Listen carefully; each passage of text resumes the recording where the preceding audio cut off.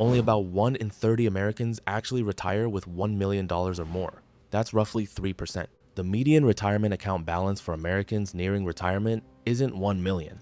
It's closer to $200,000 after 4 decades of work. Here's the thing, that number doesn't just represent money. It represents decisions, habits, systems, psychology. And most people are playing a retirement game they don't even understand. Now, look, this video isn't about shaming anyone. It's about understanding why this happens, and more importantly, here's how to make sure it doesn't happen to you. Because by the end of this video, you're going to understand the real reason 97% of people never hit 7 figures, and the exact shifts you need to make to become the exception. And here's what most people don't realize. It's not about income. Let's rewind. Imagine 2 people. Person A makes $50,000 a year and invests 15% consistently starting at age 25. Person B makes $120,000 a year but starts investing seriously at 40. Who retires wealthier? Most people immediately assume the higher income wins. That feels intuitive. But here's where it gets interesting. If person A invests $7,500 per year starting at 25 and earns an average return of 8% by age 65, they end up with roughly $1.9 million. Person B, even investing $20,000 per year starting at 40 with the same 8% return, ends up with around $800,000 to $900,000. Twice the income, less money. Why? Time, compounding, and psychology.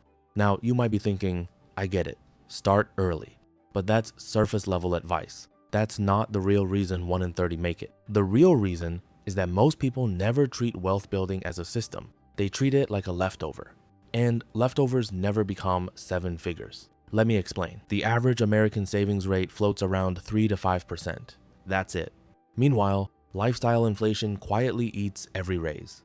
You get a $5,000 raise, and suddenly there's a nicer apartment, a newer car, better vacations. Here's what most people don't realize. Your lifestyle grows automatically. Your investments don't. And that psychological default is why the majority never hit 1 million. Let's break down the math. To hit $1 million by 65, starting at 30, assuming an 8% annual return, you need to invest roughly $9,000 per year. That's $750 per month. That's about $25 per day.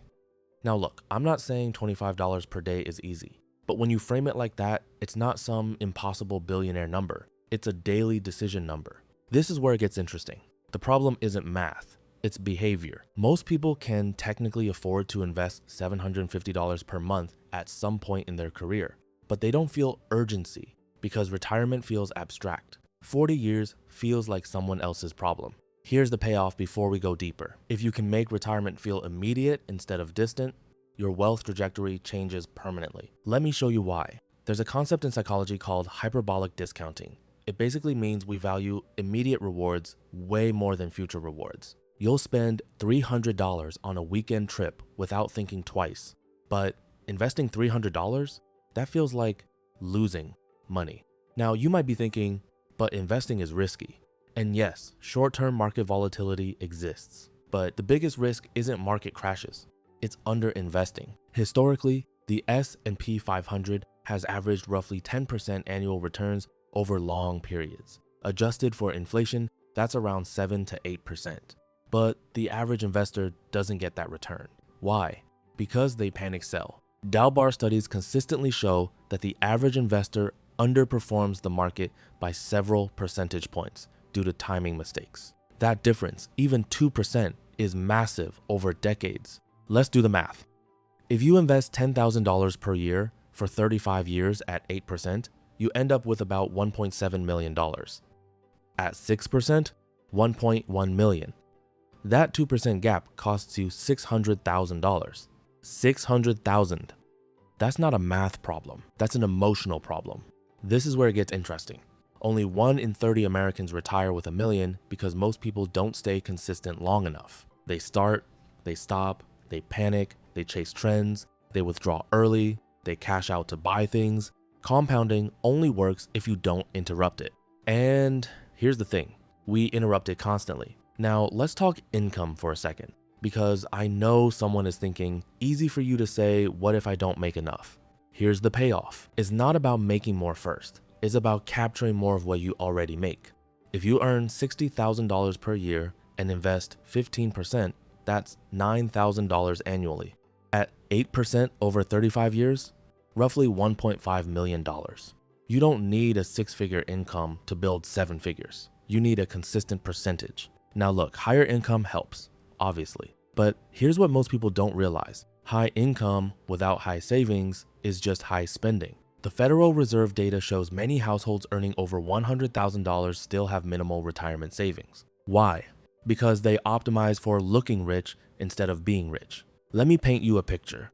You see someone driving a $70,000 car. What you don't see is the opportunity cost. That $70,000 invested at 8% for 30 years becomes about $700,000. That car didn't just cost $70,000. It cost $700,000. This is where it gets interesting. We are wired to value visible status over invisible wealth. No one compliments your brokerage account. They compliment your car. But the brokerage account buys freedom. The car buys validation. And most people unconsciously choose validation. Here's the next payoff. The path to 1 million isn't glamorous. It's boring. Index funds, automatic contributions, ignoring noise, living slightly below your means. That's it. And boring doesn't sell. So people chase crypto booms, meme stocks, day trading, real estate flips they don't understand. Now, you might be thinking, but some people get rich that way. Yes, some do. But we're not building lottery wealth. We're building statistical wealth.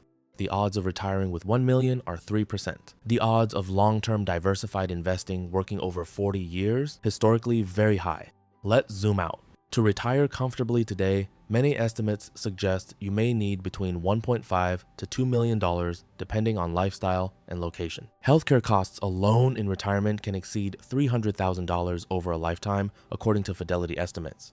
So 1 million isn't even some crazy luxury number anymore. It's baseline stability. Here's what most people don't realize. Inflation silently raises the finish line. If inflation averages 3%, prices double roughly every 24 years. That means $1 million today won't have the same purchasing power in 25 years. So when people say, I just want $1 million, they're aiming at a moving target. This is why early investing matters even more. Let's talk about time again. If you start at 22 and invest $500 per month at 8%, by 65, you're looking at around $1.6 million. If you wait until 32, you'd need to invest nearly double per month to catch up. 10 years costs you hundreds of thousands of dollars. And here's the psychological trap. Your 20s feel like setup years, so you delay. But those are the most powerful compounding years of your entire life.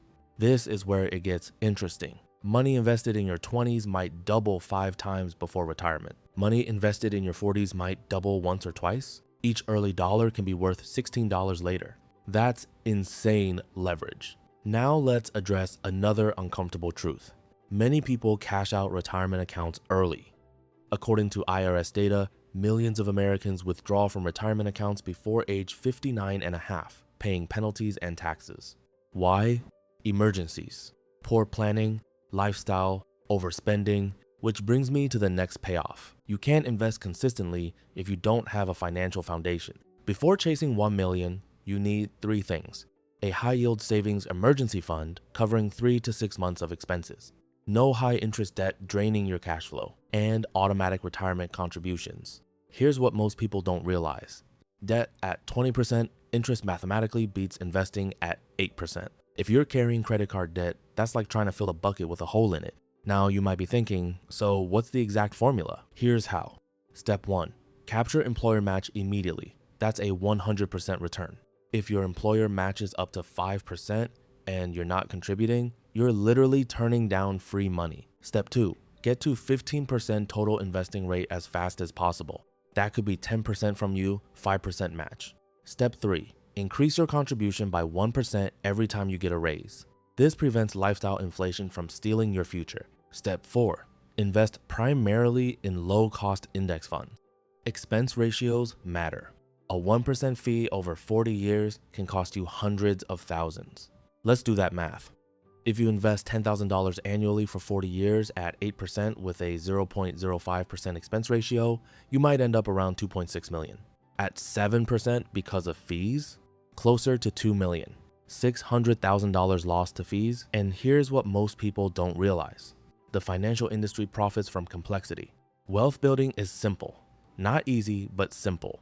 Consistent investing, time, low fees, controlled emotions. So why only 1 in 30? Because simple is boring, and boring requires discipline. Now I want to shift something deeper. Identity.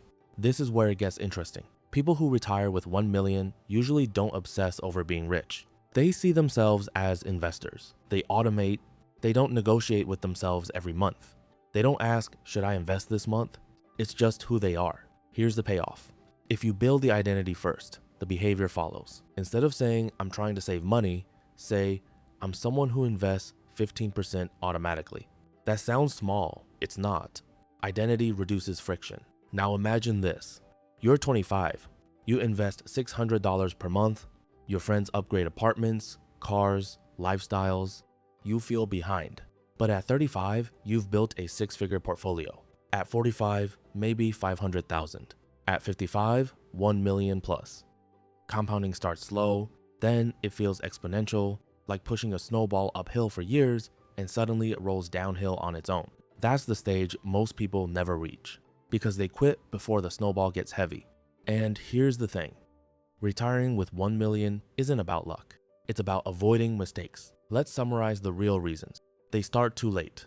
They invest too little. They panic sell. They overspend raises. They pay high fees. They interrupt compounding. They never automate. None of those are about intelligence. They're about behavior. Now here's the final payoff. If you're watching this and you're under 40, you still have time. Even starting at 35, investing $1,000 per month at 8% gets you roughly 1.5 million by 65. That's 12,000 per year. That's building a system. And here's what most people don't realize. Wealth isn't built in the last 5 years before retirement. It's built in the quiet decades nobody claps for. So here's how you change your odds starting today. Decide your percentage, not a random dollar amount, a percentage. Automate it immediately after each paycheck. Increase it annually. Ignore short-term market noise. Protect your downside with an emergency fund. Keep fees low and stay consistent for decades. That's it. No secret hacks. No magic crypto coin. No timing the market. Just disciplined compounding. And if only 3% do it, good. That means the bar isn't genius. It's patience. And patience is a choice. So the real question isn't whether you can retire with 1 million, it's whether you're willing to act differently than 97% of people for the next 30 years. Because the math works. The psychology is the battle. And the decision, that's yours.